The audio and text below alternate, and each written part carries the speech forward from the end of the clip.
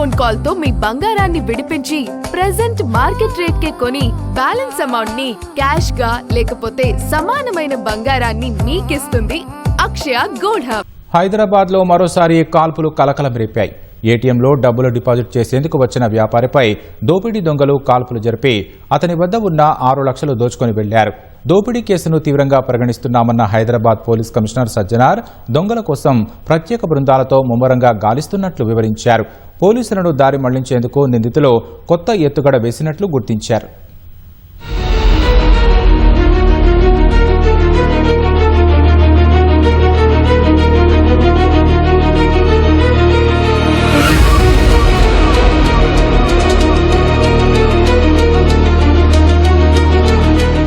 రాష్ట్ర రాజధాని హైదరాబాద్ లో మరోసారి దోపిడీ దొంగలు రెచ్చిపోయారు. ఏటీఎంలో డబ్బులు డిపాజిట్ చేసేందుకు వచ్చిన వస్త్ర వ్యాపారిపై దోపిడీ దొంగలు కాల్పులకు తెగబడ్డారు. నిత్యం రద్దీగా ఉండే కోటిలోని ప్రధాన రహదారి పక్కనే ఉన్న ఎస్బీఐ బ్యాంకు ఏటీఎం కేంద్రం వద్ద ఉదయం సమయంలో డబ్బులు డిపాజిట్ చేయడానికి వచ్చిన వస్త్ర వ్యాపారిపై 2 రౌండ్లు కాల్పులు జరిపారు. అతని వద్ద నుంచి 6 లక్షలు దోచుకుని పరారయ్యారు. పక్కా పథకం ప్రకారం దారుణానికి పాల్పడినట్లు పోలీసులు అనుమానిస్తున్నారు.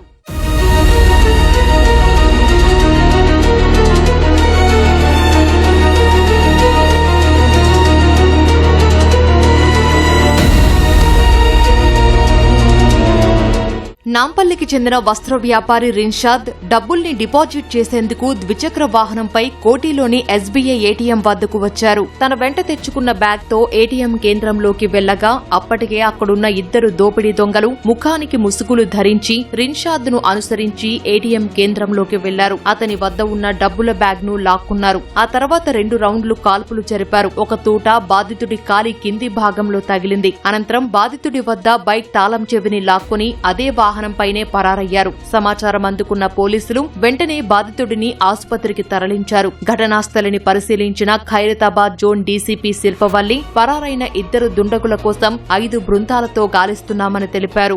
కోటి ఎస్బీఐ బ్రాంచ్ దగ్గర పక్కనే ఉన్నటువంటి ఏటీఎం దగ్గర ఈ విక్టిమ్ పర్సన్ క్యాష్ డిపాజిట్ చేయడానికి వచ్చినప్పుడు వాళ్ళు రెక్కీ చేసుకుని ఉన్నట్టున్నారు. పక్కనే ఉన్నటువంటి బస్ స్టాప్ నుంచి వచ్చి అతన్ని ఒక సపోజిడ్లీ తపంచా ఒక రౌండ్ ఫైర్ చేయడం జరిగింది. దాంతో విక్టిమ్ కి కాలికి ఇంజరీ జరిగి అతను అక్కడ పడిపోతే అతని బైక్ అండ్ బ్యాగ్ తీసుకొని వీళ్ళు వెళ్ళిపోవడం జరిగింది. సెవెరల్ టీమ్స్ అన్ని కూడా పెట్టి ఇన్వెస్టిగేషన్ టీమ్స్ పెట్టి task force and CCS teams తో కలిసి కోఆర్డినేట్ చేసి వీఆర్ వర్కింగ్ ఇట్. పోలీసులను తప్పుదోవ పట్టించేందుకు నిందితులు రకరకాల ప్రయత్నాలు చేశారు. బాధితుడి ద్విచక్ర వాహనంపైనే కాచిగూడ వరకు ప్రయాణించిన నిందితులు అక్కడ వాహనాన్ని వదిలిపెట్టి రోడ్డు మీదే దుస్తులు మార్చుకుని పరారయ్యారు. కాచిగూడ రైల్వే స్టేషన్లోకి వెళ్లి తిరిగి బయటకు వచ్చి ఆటోలో సికింద్రాబాద్ వరకు వెళ్లినట్లు పోలీసులు గుర్తించారు. నిందితులు ప్రయాణించిన ఆటో డ్రైవర్ను పోలీసులు అదుపులోకి తీసుకుని విచారించారు. నిందితుల మాటలు ఢిల్లీకి చెందిన వారివిగా ఉన్నాయని ఆటో డ్రైవర్ పోలీసులకు తెలిపినట్లు సమాచారం. సికింద్రాబాద్ నుంచి ఎటు వెళ్లారనే విషయంపై పోలీసులు లోతుగా ఆరా తీస్తున్నారు. అంతకుముందు దుండగులు ఉపయోగించిన బైక్ ను స్వాధీనం చేసుకున్నారు.